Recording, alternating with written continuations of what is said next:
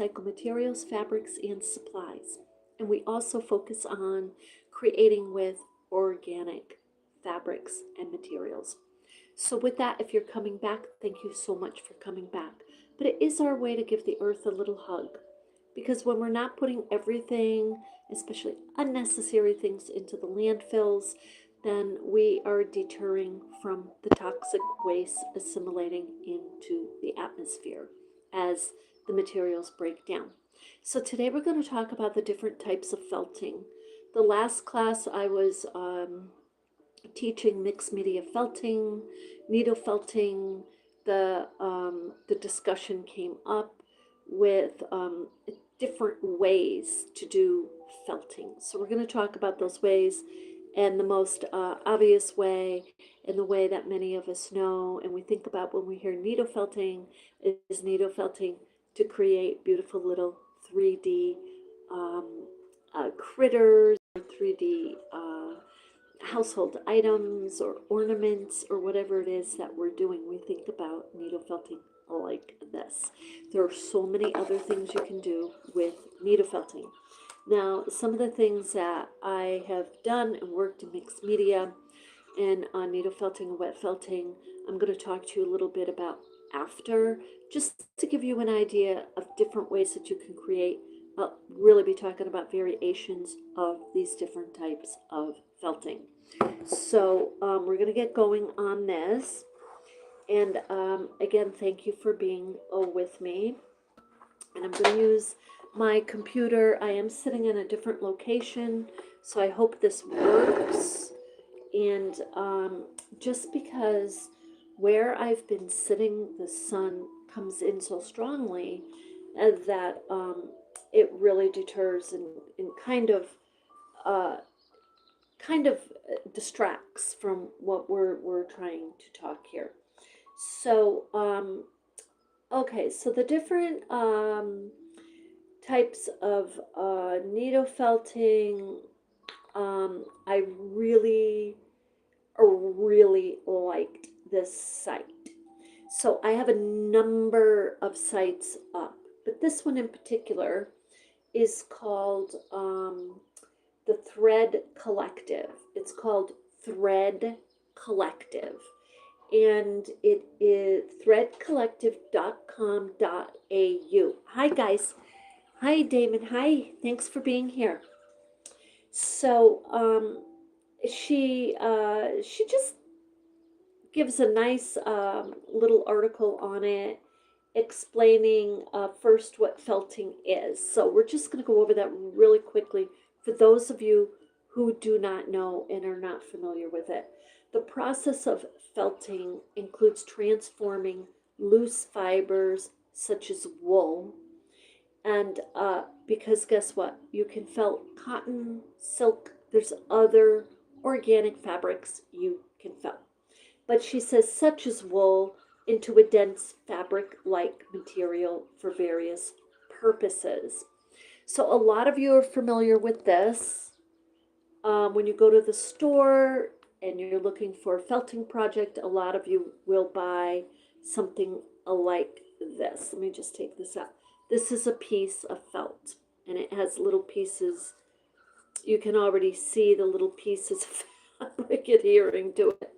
But this is made with wool, and this is put into, this is pressed. Let me just say it like that. It is pressed to the point where it's almost like paper, you know. And this is a type of fabric I do not like to work with, because it presses, it starts out like this, you know, wool, and it presses it down to a point where, yeah, you don't see the fibers, you don't see any life of the fibers, there's no texture, but these are the little pieces of felt. Now, after they do that, they may also be interweaving other like acrylics and synthetics in nowadays with the felted piece. But typically a felted piece of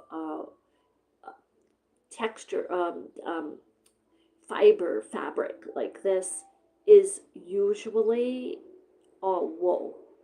That's usually, that's how it started out. But so nowadays it may be somewhat synthetic. So anyway, the this is a mechanical and manufactured piece of fabric. Is it felted? Yes, it's felted, but in that way. And this one right here, this little sheep that I made, he is needle felted. So that's what we know as needle felting. But so she says that it's just transforming it with a moisture, heat, pressure, and just as I was explaining to you. And so there's different ways of felting. So let's look at the first way, Nuno felting. I don't know if any of you have heard of that. It's spelled Nuno, Nuno felting. This is something I did like over 20 years ago. A lot of fun. Takes a little while. It's wonderful. It just comes out so beautiful. Nuno felting is a specialized felting technique that combines loose fibers, usually wool, with a lightweight fabric like silk. Usually what you do is take a silk scarf, and people will buy these silk scarves by the droves, like 50 of them at a time, and they will Nuno felt them. But once they're Nuno felted, it's transformed into the most beautiful piece of material. And because guess what? You can Nuno felt silk to silk, or cotton to silk, or wool to silk. Usually it's the wool to the silk, and it goes right into it super quickly. And I was showing this in the class that I was teaching in mixed media, is that you can take organic fabrics and you can needle felt them with your needle felting into the wool. The wool. You can take the wool. You can take the piece of wool fabric and needle felt it into these organic fabrics that you may have. You got them from the thrift shop, whether it's silk, cotton, or wool. They are all interfelted. Interfeltable. So, and so she further goes on and says the word Nuno is derived from the Japanese word for cloth. The process involves laying out the fibers onto the fabric and then agitating them together using moisture and friction. The result is a beautifully textured fabric. So let me just add to that a little bit. There's a number of techniques and people use variations of them. But basically, it starts out, yes, in Nuno felting. Let's see if she goes on here at all. I don't think she does with Nuno felting. A little bit she does. But Nuno felting is typically you have a piece of silk. Let's say this is your silk. And then you take some wool. Let's say it's a little piece of wool. And you just splay it on there. Let's say you just put it on there. And usually what you'll see them doing, what she's talking about, is kind of like agitate, like nowadays they add soap.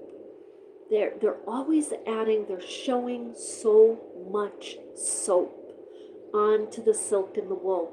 And it's one of the pet peeves of mine is you don't need all that soap.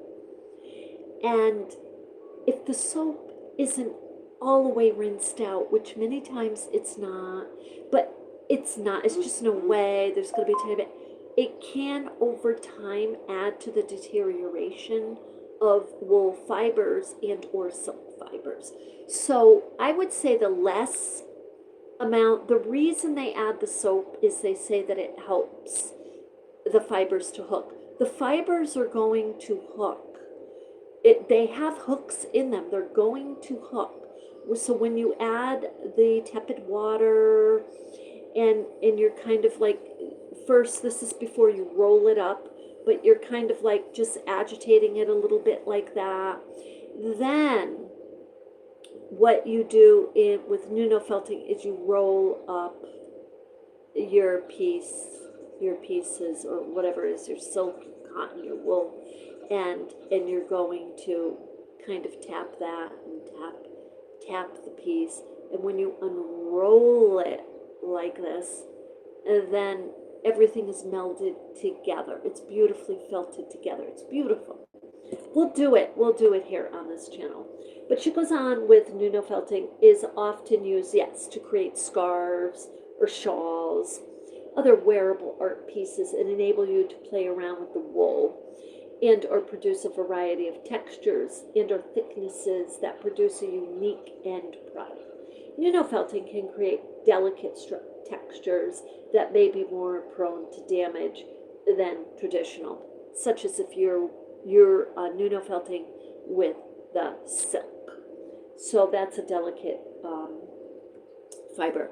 Now I love this article. I love the way she just kind of put it, you know, one after the other. She very clearly titles the next section Wet Felting. So wet felting, before I even read this, is something that I also did. Well, I got into the Nuno felting because I first was doing the wet felting. And before that was doing the dry felting. And I did that because I had a couple of sheep, and every time they were shorn, I was keeping the wool, and I wanted to do something with it. I was washing it. And I naturally got into all of this. But the wet felting is known as the most ancient way of felting. And because dry felting or needle felting is more of a contemporary method of felting. And I mean contemporary. I mean, it goes back to like the 1960s. And to two individuals who decided to use, actually felting, there's two individuals, Barbara Stanwood, I want to say her last name is, but let me just see here for a moment. I think it's Barbara. But felting actually goes back to the 1800s, needle felting, where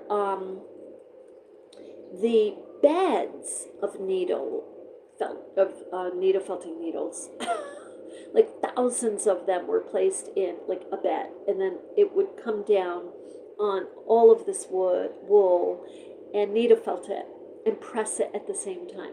So they were making mattresses, they were making batting for quilts, they were making for bedding in the 1800s. Okay, they were trying to get more sophisticated. They were getting more sophisticated in creating bedding. Let's see. I want to say her last name was Stanwood, but I could be memorizing that. No, not Stanwick. Let's see here.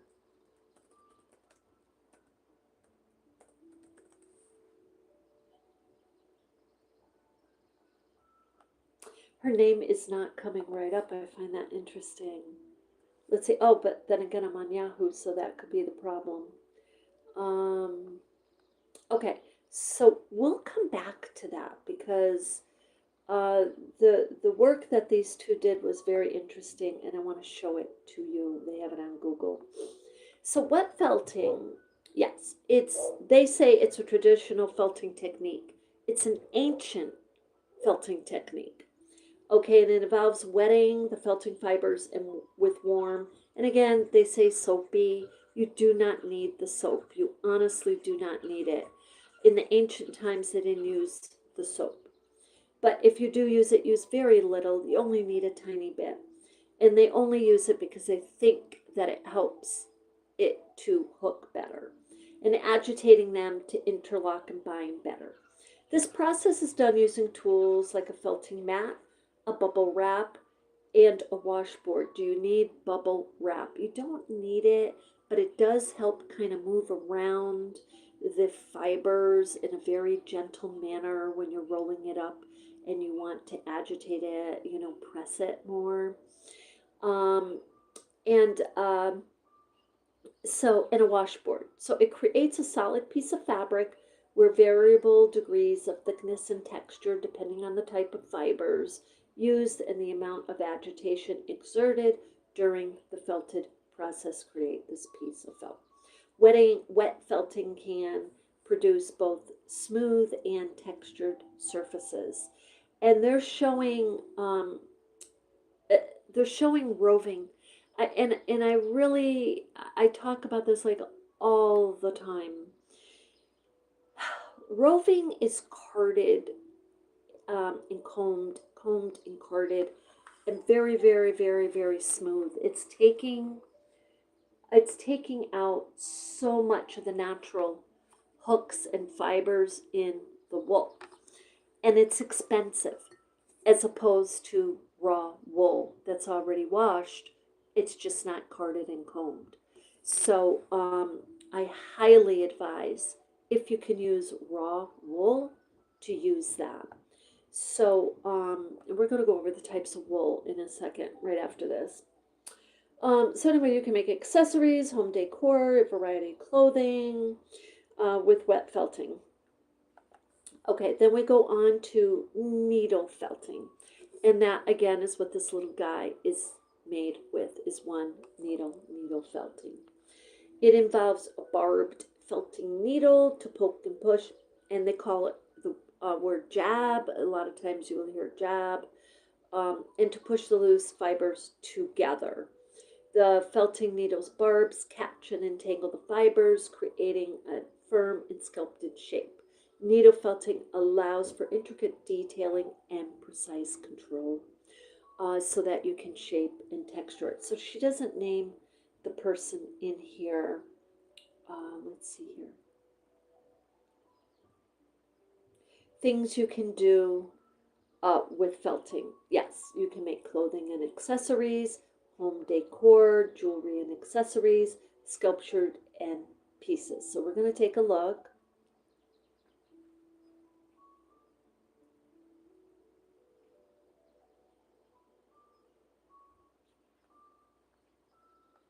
Okay.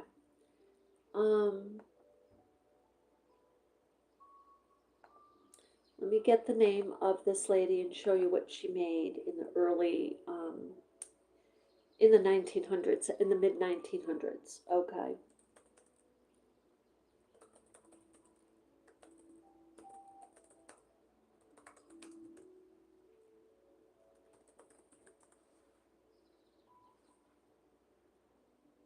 Yes, Stanwood. So her name wasn't Barbara Stanwood. Eleanor Stanwood. It was David and Eleanor Stanwood. Okay, so they developed it in the 1980s, um, and adapted an industrial barbed needles, and just took like one needle and just started to sculpt the wool. That's what they did. So let's see if they show some of their work. Um, this it doesn't look like their work. Let's see. They did some beautiful work, guys.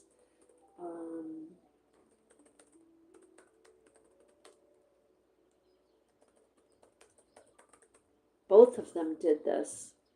Okay, so here is Eleanor Stanwood. Here she is. Let me just move my work here for a minute. Here she is right here, if you can see her. This looks like some of her work. Let's see.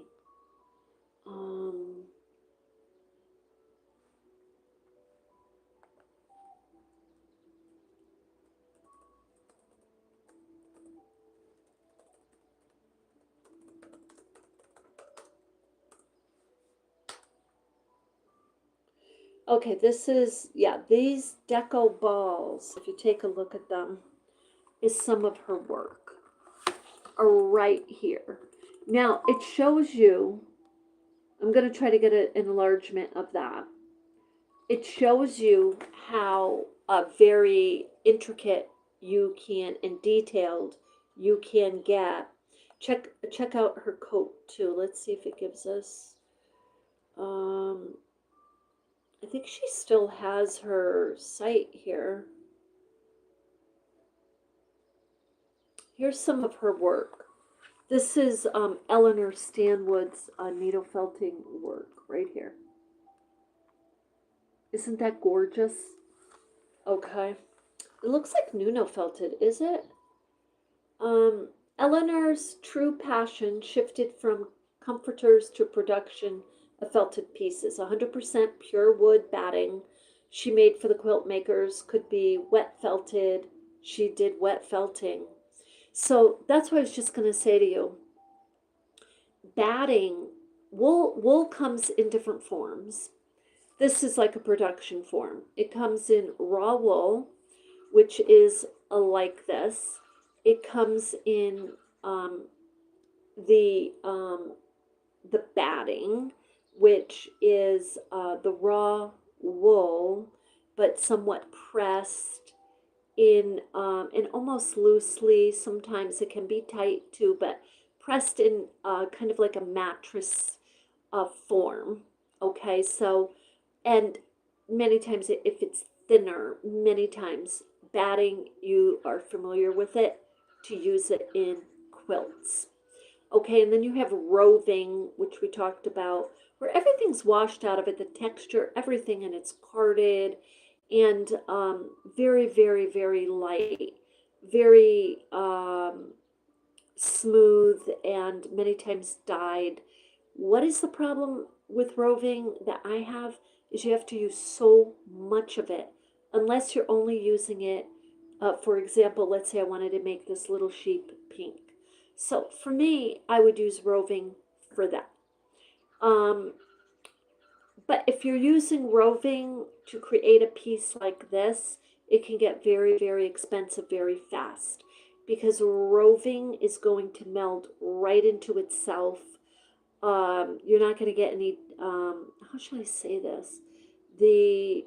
It's so much is washed out of it. It's like the substance almost of the wool is washed out of it. So in that way, you just need more of it. Okay. Um, so wet felting, let me show you some pictures of wet felting. And then I'm going to talk to you about the variations of felting.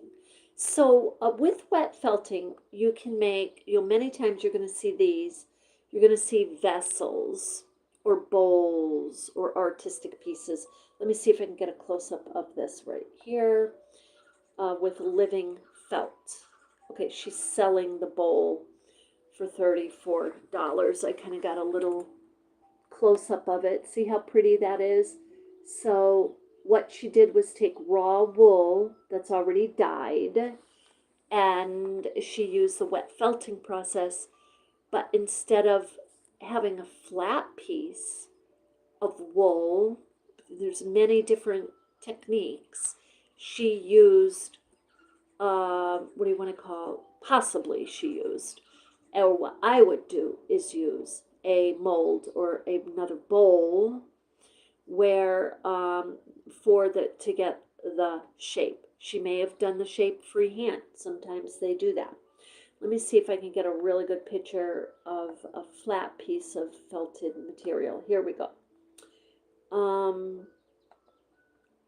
This is a flat piece of felted material. Now I particularly like this because you see right here, you kind of have holes in it. And many times when you're doing wet felting, especially when you're beginning and you roll up the wool piece, you roll it up, that's part of the felting process. And then you unroll it. Many times it splits. It just does. And when it does, then you fill those areas typically with more wool. And then you sprinkle water on it again. You agitate it again. You might add a little soap, very little, and kind of agitate it again. And then when you roll it up, and uh, and you roll it up and then you tap it. You tap it. Okay, you don't want to tap it really hard because that can actually prevent it, believe it or not, from felting from the fibers. Felting, it can make them actually bounce away from each other, believe it or not.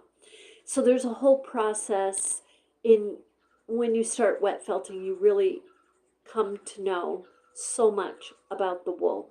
And wool is naturally water resistant, it's fire resistant, believe it or not. It doesn't mean that there can't be, like, like you shouldn't have it around anything hot, you know what I mean? But it is fire resistant. It's very strong and very, very warm. So now what the things that you can make with it, you can make some beautiful hats. Let's see if they have wet felted hats. I want to show you here. And you can really manipulate the wool the way that you want. You see the hats? You see this hat, how the different shapes of it. There's a little shibori going on there. And there they added just kind of some other wool on top of the blue wool. Here they're adding like a little ornament or a little fascinator right there. So those are the types of needle felting that they're talking about. Now, so I just want to, let's see here, I want to read to you about Nuno felting, and I want to show you a few more pictures before I go on to talk to you about variations, just so you know. Okay, so take a look first at these pictures. These are forms of Nuno felting. See how pretty that is? And this? Okay, now I'm going to read to you what it is, the basic definition. And I know we just read a little bit, but this kind of is a little bit better. It's an AI overview, and it is accurate here. Nuno felting is a specialized wet felting technique. So it's a variation of wet felting. And it bonds the loose wool fibers, typically merino. And so the only thing I'm going to add to that is it doesn't have to be merino. It can be mohair. It can be Shetland wool. It can be rabbits fur, It can be really alpaca. It can be any of these. So, so it bonds the fibers onto a sheer open weave fabric, most commonly known as silk gauze, muslin, or cut scrim, creating a lightweight, durable, and textured textile. Okay, in the 1990s, the process, it was developed in the 1990s, fairly new. Wet felting overall is not new. It's ancient. It goes back, let's see how far it goes back. I want to say thousands of years.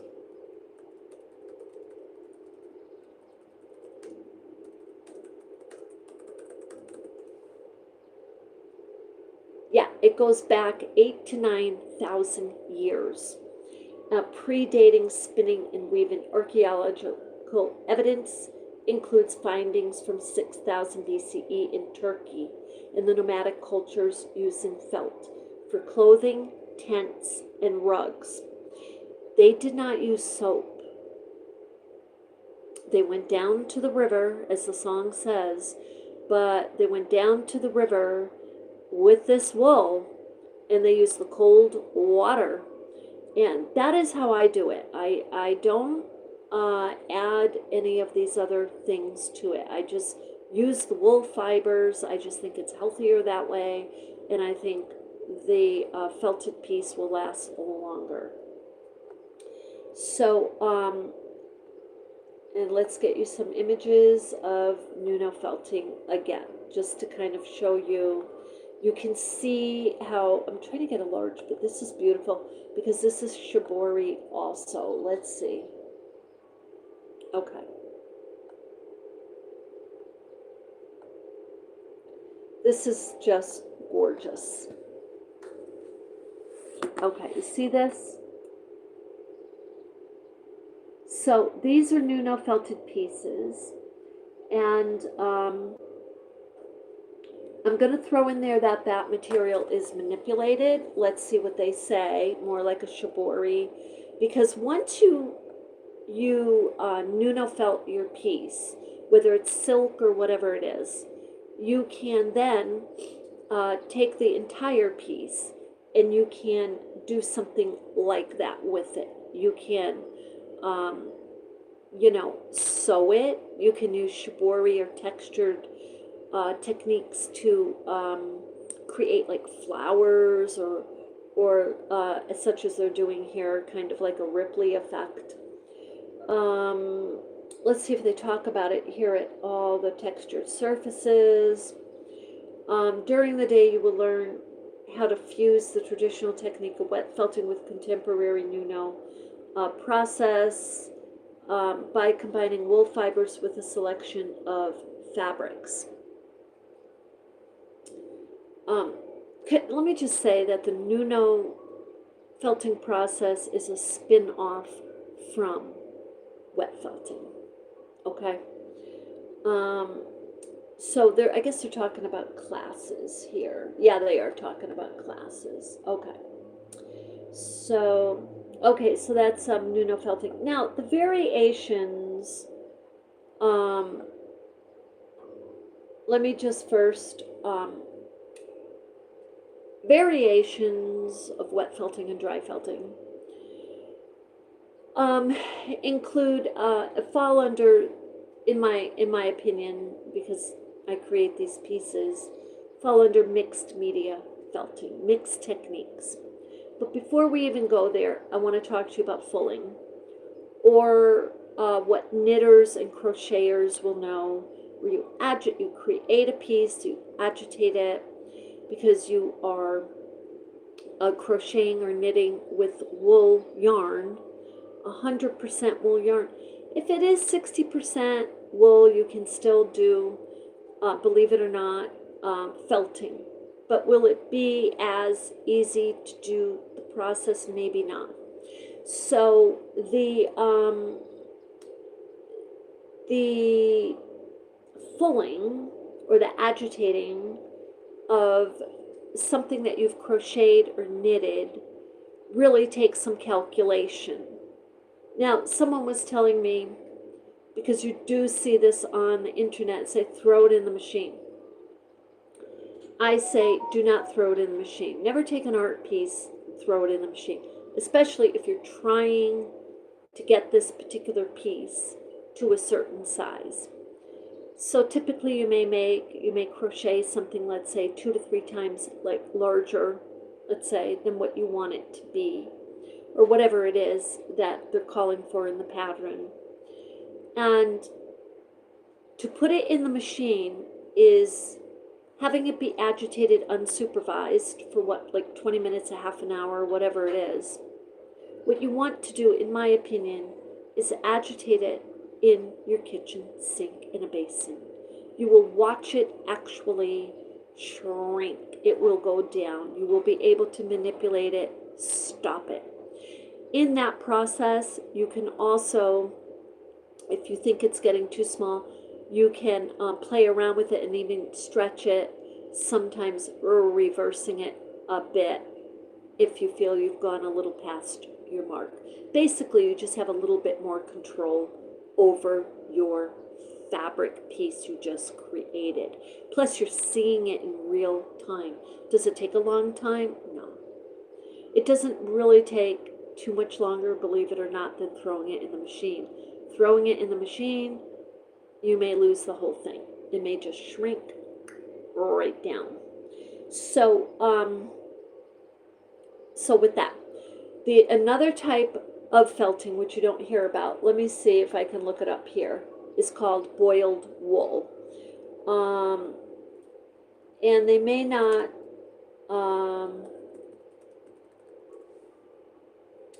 put it in this category. Yeah, they do. Okay, so boiled wool.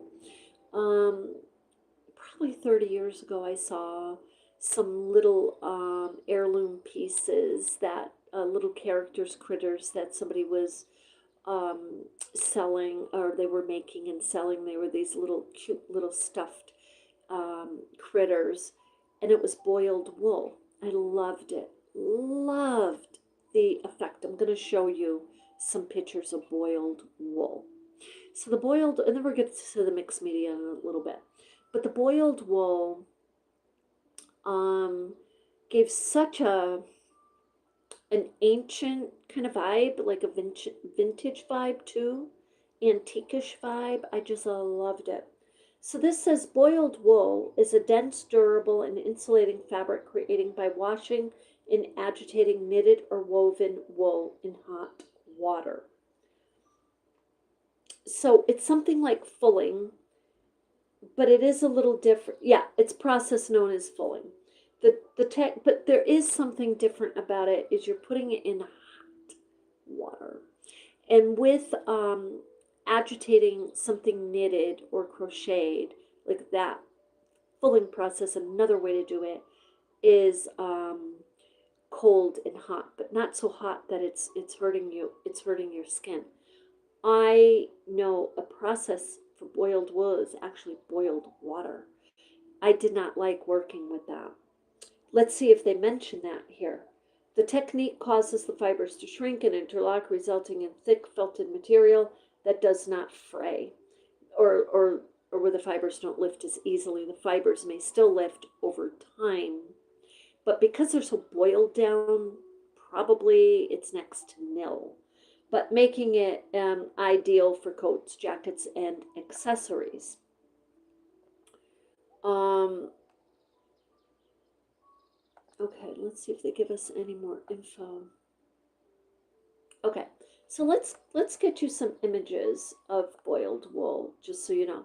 If are any of you interested in making something that is boiled wool?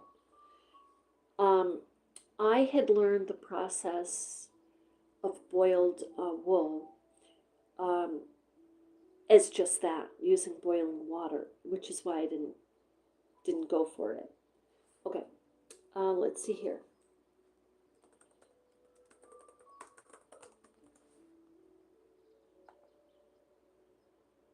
Okay, so they're going to show mostly the coats.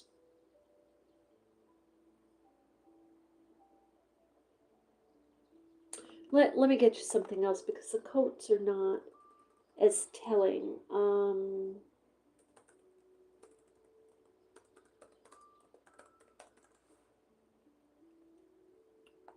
Here we go. Okay, so this is, no, that is not.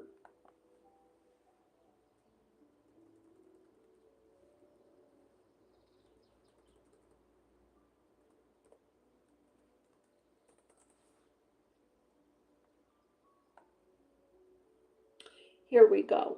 Okay, this is something you can make from boiled wool.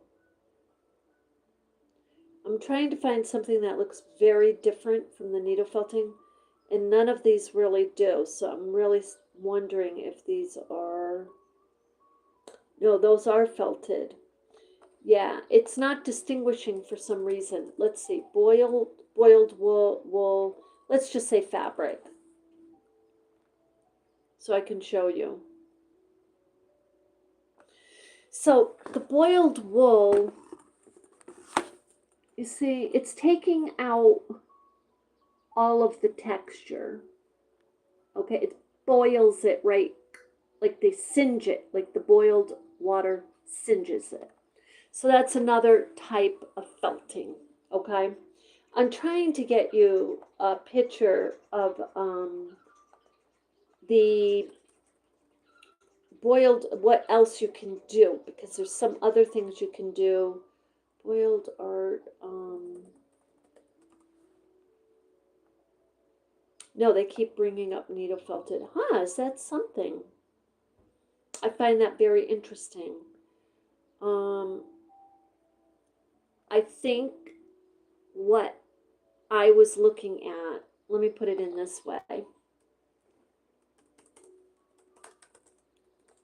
Let's look at what we can make with boiled wool.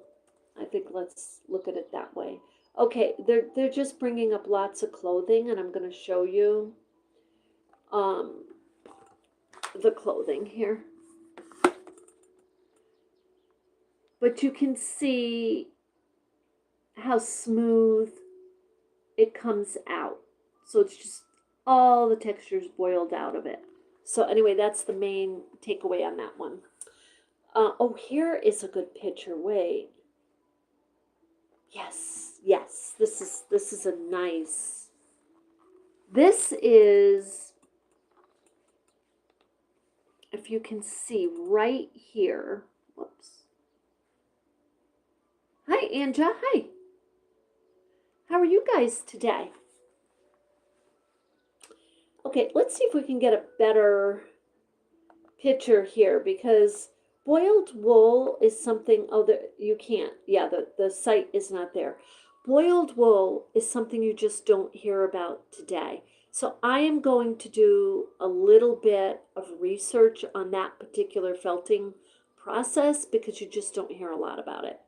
Okay, now mixed media felting, what is that?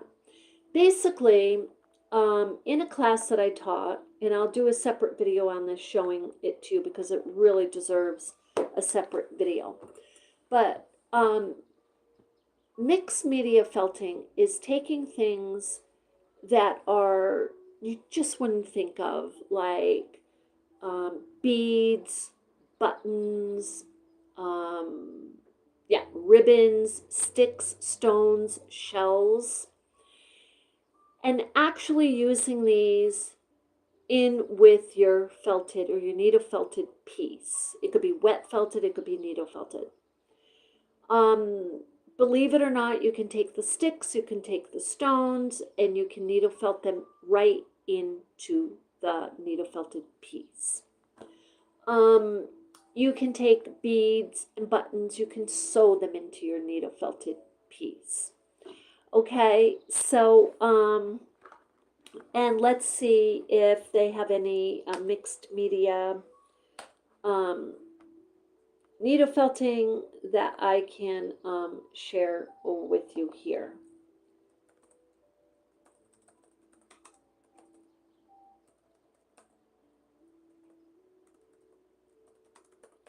And many times these are art pieces. Okay, so your eye is going to have to really catch up to these, but here's a really good one, mixed media, and this is Links in Stitches. And I'm going to show you the small picture, and we'll see if we can get the larger picture. See it? You see everything just kind of, she just kind of did some stacking there. And what she has on there, it looks to me to be other like little needle felted in fabric pieces that she has sewn on. And let's see her site.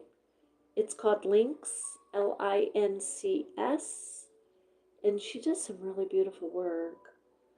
Okay, so check this out. So she's giving close-ups of the process of the pieces of art. I'm trying to get a picture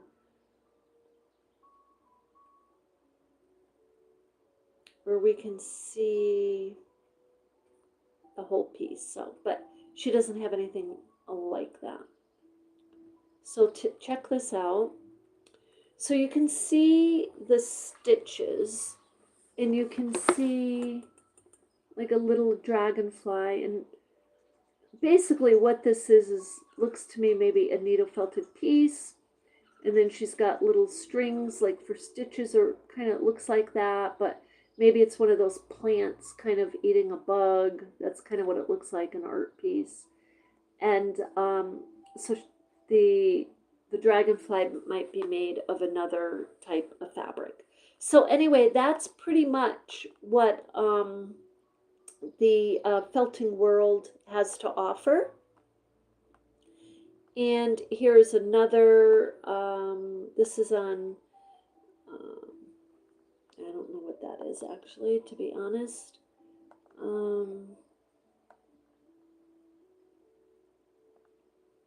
So anyway, I think you've got the idea that you can add different objects, different things to your felted piece. And you can do this in different ways. So, from, taking small pieces of wool and needle felting these, whether it's stones, shells, sticks, right onto your piece of needle felted fabric that you created, or sew it on. So different ways like this. So this is a piece that's been sewn, and then it looks like maybe she added some other types of fabrics there. So anyway, the concept is, once you've needle felted a piece of fabric, or if it's a 3D piece, whatever you've done, you have now created a complete item that is of its own fabric. Okay, it is no longer just kind of little pieces of wool sitting in a bag. It has come together, and you can cut it, you can sew it, you can needle felt more things onto it, you can sew fabric onto it, you can needle felt organic fabrics onto it. So anyway, with that, I hope that that gives you some idea. So just to recap really quickly, not to explain them all again, but just to say, there's your needle felting, your wet felting, your Nuno felting, and then your mixed media felting, and then there's your boiled wool. And I am classifying that differently as fulling, or agitating your knitting and or crochet, even though it does fall under boiled wool. But there's a whole nother process to boiled wool, so we're going to kind of talk about that later. So anyway, I hope that that gives you some ideas and helps you if you're interested in felting. There's just so many different ways. And of let me just throw this out there, with the wet felting and even the needle felting, there are variations to that felting, such as adding techniques like manipulating the fabric to have texture. So that would be called the shibori, and I've talked to you about that on this channel.